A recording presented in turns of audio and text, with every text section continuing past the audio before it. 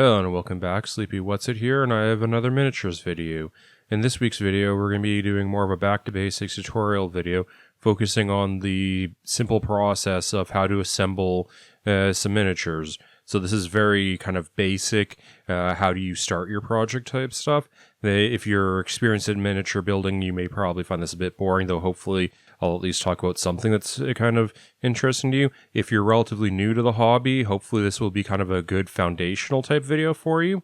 Where this kind of comes from is as I was working on my current project, which is, as you can see here, the Skaven Blood Bowl team, I realized that there's a whole bunch of things I've learned over the years, especially from way back in my youth when I built like model planes and cars and things like that, about how to prep and assemble models that I kind of just intuitively do when doing projects these days, that I'm not sure how well are communicated to people that are just starting the hobby. So I kind of wanted to go and focus on that type of thing a little bit to hopefully be useful to some people.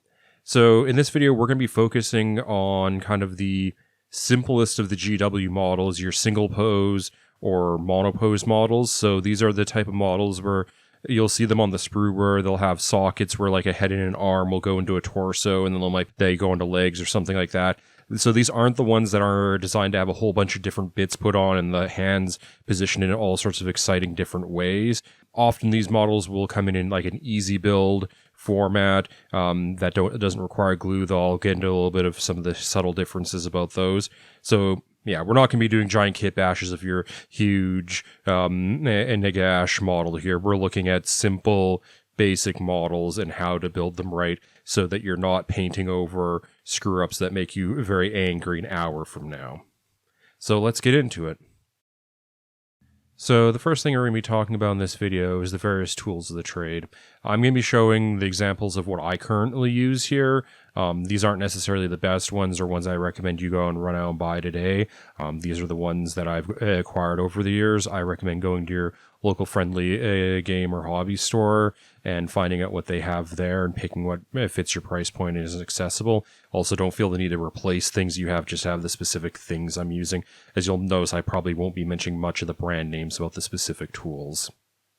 So the first thing we have here is a basic hobby knife. So triangular blade, replaceable, standard X-Acto knife. That's kind of a workhorse of the hobby. It cuts, it slices, it dices. My other hobby knife, this uses a curved blade. That's used for certain types of cuts. I believe Citadel sells something like that.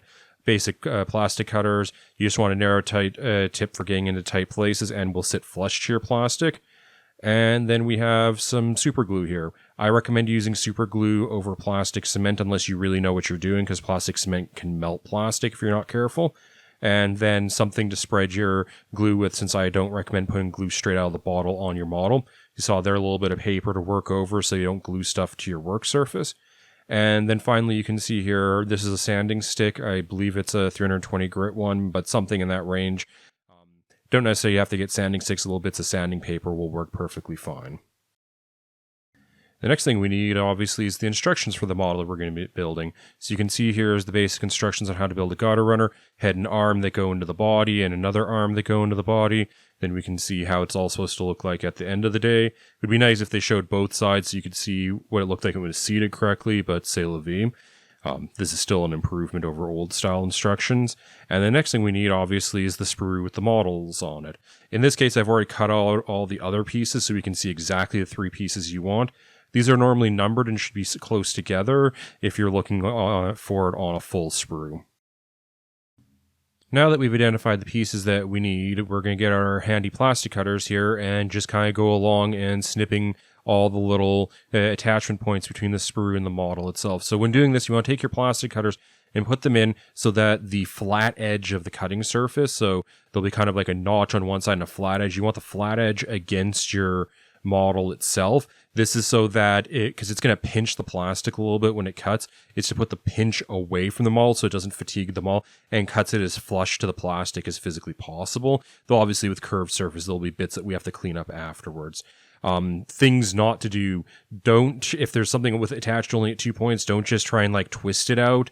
I've seen people do that. You will fatigue the plastic, break things, wreck things. It's generally not a good idea. You could also, in theory, use your hobby knife to cut all this stuff out. I used to do this like way back in the day. like more than a decade ago, before I had a plastic cutter, you're going to cut yourself, you're going to cut your table, you're going to screw up your models, and it's generally going to make your life more difficult than it needs to be. Spend the extra money and invest in some plastic cutters and use those.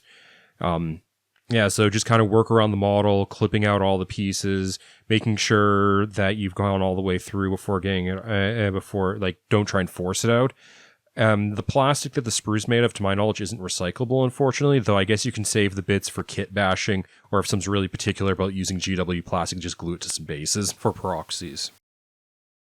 Now that our model is freed from its plastic prison, it's time to clean it up a little bit before we actually start assembling it, because it's a little bit easier to manipulate now. So you can see here on the back of the cape that there's where the attachment from the sprue was attached to inserted in the model. You got a little bit of material left there. So we're going to take our hobby knife and cut off like kind of the bulk of the material. This, you just slide the blade along the surface to cut it off. Just get it under, pop it off. You don't want to dig down into the plastic. You just kind of get the surface off. Then you can take the edge of the blade, scrape it across the surface to smooth it out a little bit more. For many situations, this is sufficient. If it's a very curved surface, you might want to use a curved knife like my other hobby knife. But because of where this is placed, that doesn't fully get it. So we're going to get out our sandpaper or sanding stick here and just sand it off. So flatten it out and smooth it in, or feather it in with the rest of it. Key thing with this is to test with your finger whether or not it feels smooth, because when you cut it, the plastic fatigues and goes a little bit white. So there might be a white spot on the plastic. You don't necessarily need to grind that all the way out. That might actually be too deep. You want to go take as much material until it's smooth to get it all and to get it going. So we're just doing this one section, but obviously you would go around the entire model if you see any mold lines or other kind of attachment points and clean those up. So now that we have our clipped out and cleaned up model here, we can start the process of assembly. So I generally like dry fitting my stuff together beforehand to make sure it fits. As you can see here, the posts that go into the body and the holes in the body tend to be a little bit keyed. Like there's only kind of one way that they're supposed to go in. So I just like to know how everything's going to go together before I start gluing it together. If the posts that you're working with are round, that probably indicates it's actually a push fit model. With push fit models, I recommend using a bit of sandpaper to either scrape up the posts a little bit or a knife or a drill to expand the holes a little bit, because those models are designed to lock together once you dry fit them. So yeah, you don't want that to happen yet. So we can see here the parts don't overlap with each other, so it doesn't really matter the order that we're going in. I like to put bigger parts on before smaller parts. So what I'm going to just do here is take the cleaned up parts and we're just going to press it together for now, just to make sure that we know how things assemble, so that once we have glue on this, we're not like, oh god, trying to figure out how everything goes together. As you can see here, I put the arm on a little bit backwards because I was thinking the knife should be held behind. It's actually held in front, which is why we dry fit beforehand. As I was kind of alluding to before, if this was a push fit no glue model and you were planning on gluing it, I would recommend expanding the holes out a little bit, or decreasing the size of the peg so it doesn't lock together at this point, so that you can get some glue. Broad strokes here is we're going to be wanting to be applying glue not to the posts and holes themselves, but to where the model is going to be making contact around those. If you try and put glue in the holes, you're going to get too much glue and it's going to spurt out. It's going to be kind of a mess. So as I alluded to before, what we use here is this toothpick. We put a little bit of glue on the toothpick because it's much easier to control where the glue goes. In this case, had a little bit too much on, dab it off on the paper. And then what we're doing is on the head and arm piece here, as opposed to putting it on the post or in the hole itself, we're doing all the kind of that large surface area that's going to be in contact with the body, because you don't get the, it doesn't have to get pushed out of the way, and that creates the kind of a large surface area we're attaching. If you put it in the hole, the glue gets pushed out and it becomes hard to push things together. So once we've got glue on here, we just push it together. You should feel a kind of a distinctive crunch or click as it goes together, and it should be good, and you can see it's sitting in nicely. I personally, for models like this, don't feel the need to use anything like baking soda or quickset. It just kind of works. It requires like 30 seconds. Yeah, it's fit in there smooth. It's good. If you have a little bit of a gap, you can use something like green stuff to fill it in. So now we're going to work on the other side. The other arm is has a little bit less surface area to work with on the arm itself. So instead of putting the glue on the arm itself, we're going to be putting it around the edge on the hole here, because you can see, if you look closely at these models, you can see the shoulder kind of fits into a socket, and we're putting on the outside edge of the socket. So that's going to be what's going to be contacting with the arm and gluing things in. As I said, putting in a little bit more because I didn't get enough on the first time. You want to keep this not dry, but relatively thin, because thin glue glues faster, and adding thick glue, tons of glue, doesn't make anything better. It just makes it messy. So yeah, we got a little bit in the joint. It's not going to be a huge issue here. So now that we have our piece in place, we can kind of just push this in. With these pieces, I did notice after that my arm positions were subtly different between the two gutter runners. There's definitely a little bit of play in how the arms can be placed, but overall, I am happy with how these guys came out. So that's kind of how you do a very basic model assembly. We'll do a slightly more complex one after this. And with this guy, if I was fully attaching this to the base, at this point, we'd put a thin layer of glue on the base itself here and push it in and promptly drop the model on the table because, fat fingers and such, and take a second crack at it. Advantages of using super glue and such is if you screw up really badly before it fully sets, you can pull things apart and scrape glue off, whereas plastic cement would be melting this stuff on us.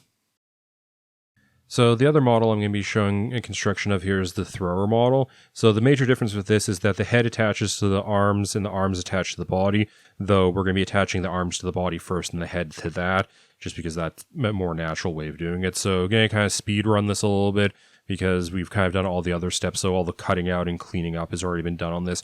We're just going to show the actual assembly process, which is where things get a little bit different here.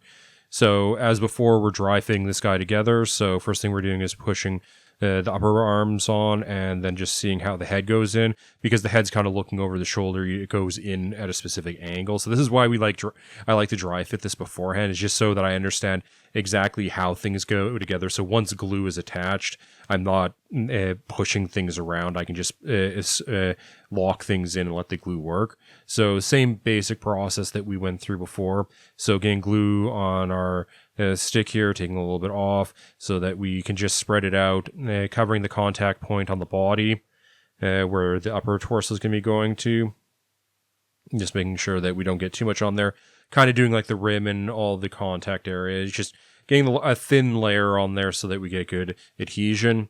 Taking the upper body on, maybe pushing it on, and it just slides in really nicely. I actually really like how these models go together. Like, other than the tails being super fragile, these are actually some pretty easy to put together models. This wasn't sitting exactly right, so pushed it down a little bit more just to make sure that it sits out. Got a bit of excess glue on there, so just scraping that off right now before it sets in. If it did fully set, then we can just take our hobby knife and sandpaper and remove it later. So getting a bit more glue, and we're going to move on to attaching the head, which is going to be similar to how we did the shoulder joint on the other model. So because we have kind of a socket that it's going into, we're going to kind of fill out the edge of the socket with glue and put the head in. So it's the same basic idea that what we had before. It's just the order of assembly matters now. Kind of the third type, though, I don't show here. The other kind of type of model that you'll see occasionally is where, like, not that the parts interlock per se, but there's this distinctively, this arm has to go on before this other piece because you can't get in. The instructions are generally good about showing this, but dry fitting should really give away if there's anything like that. So that is my overly detailed guide to how to assemble simple GW models that no one ever asked for. Hopefully with this guide, you'll be able to get all your Blood Bowl teams or huge piles of clan rats together and looking good. My broad piece of advice I hope you take away from this is to use the right tools, be it something to spread your glue with, or using not plastic cement, or using clippers. Just right tools make everything a little bit easier. Don't go overboard with the glue. You don't have to put on tons of glue. Less is more.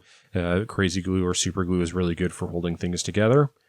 And make sure you understand what you're doing before you really commit to things that you can't undo, like gluing things together. So read the instructions, dry fit things together, really understand how things are going to go together, and these things should be simple puzzles to put together.